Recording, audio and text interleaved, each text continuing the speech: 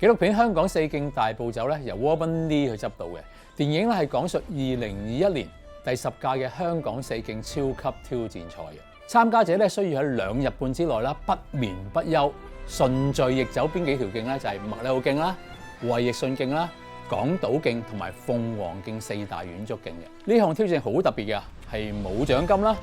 冇獎品啦、冇名次，亦都冇任何嘅紀念品嘅。創辦人咧係會根據參加者過往跑步嘅成績同埋參加嘅動機嚟決定係咪邀請佢哋參加嘅。歷屆能夠喺60小時內完成嘅叫做完成者，72小時完成嘅叫做生還者。呢一屆咧希望有人能夠 breaking 50嘅目標，即係話可以50小時之內完成嘅。賽前預測咧有4大嘅熱門選手嘅，其中一位 Solomon 咧係非常理性嘅人啊，就算佢平時跑山咧，都會經過精密嘅設計啊，畫咗啲圖表啊，預測下自己每一段需要嘅時間、體能嘅計算係幾多嘅。但係當佢完成咗衛奕信徑之後咧，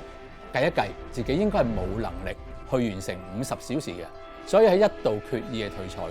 而佢太太同埋班朋友咧就發語音嘅訊息俾佢啦，去鼓勵佢啦，期望佢唔好放棄嘅。Solomon 咧由原本係一個科學理性嘅人咧，竟然因為感性再次起步。原本係為咗自己破紀錄而跑嘅，佢係轉變成為因為身邊嘅人而跑，繼續向前進嘅。基督信仰經常問：人生究竟為咩而活呢？你嘅人生係為自己、為夢想、為表現自我而活，會有好多唔同嘅原因。有冇諗過人生係為他人而活呢？基督精神就係為他人嘅緣故，寧願犧牲自己嘅益處而活嘅。